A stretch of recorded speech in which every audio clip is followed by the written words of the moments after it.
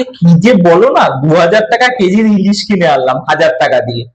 তার একটা অনুপরমাণু পর্যন্ত ছাড়া যাবে না, ছাড়া যায় তুমিই বলো।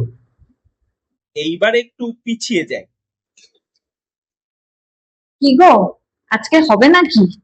না গো, হবে না, এই সপ্তাহে হবে না। ঠিক আছে, পরের সপ্তাহে দেখা যাবে। দেখছি।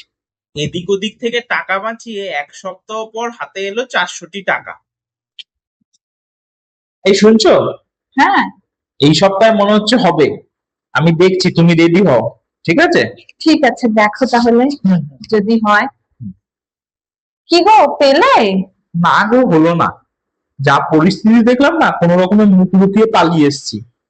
দেখি কি হয়। থাক, এবছর আর তবে দরকার নেই। না না, এবছর দরকার নেই বলে কোনো কথা নেই, বছরে একবার করতেই হবে। সে দরকার হলে আমি এফডি ভাঙিয়ে হোক, পিএফ থেকে টাকা তুলে হোক, যেমন করে হোক না কেন করবো। অবশেষে 3 সপ্তাহ পর এলো সেই মাহেন্দ্রক্ষণ। পকেটে জমলো 1000টি টাকা।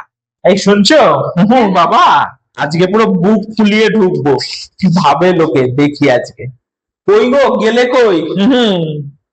পুরো একদম এই তোমার কি। মুখ দেখেই বোঝা যাচ্ছে সেটা। যাই, হ্যাঁ। সব প্রস্তুতি। হ্যাঁ হ্যাঁ, একদম। কি গো, ভাপা ভাজা দুই হবে তো? না না, কি যে বলো, এত কষ্ট করে আনলাম, আজকে ভাপাটাই হোক, পরেরটা পরে হবে। ঠিক আছে। কিছুক্ষণ পর দুপুরে খাওয়ার সময়। কি গো, কেমন হয়েছে? ও, দারুণ দারুণ। কষ্ট করেছিলাম, কেষ্টটা ঠিক মিললো। তা যা বলেছো, 3 সপ্তাহ ধরে টানা আলু সেদ্ধ ভাত খেয়ে তবে এই সপ্তাহে ব্যাপারটা হলো। ও, দারুণ লাগলো। আরে আর চাটতে হবে না, থালা তো একেবারে পরিষ্কার হয়ে গেছে। আরে কি যে বলো না, 2000 টাকা কেজির ইলিশ কিনে আনলাম 1000 টাকা দিয়ে। তার একটা অনুপরমাণু পর্যন্ত ছাড়া যাবে না, ছাড়া যায় তুমিই বলো।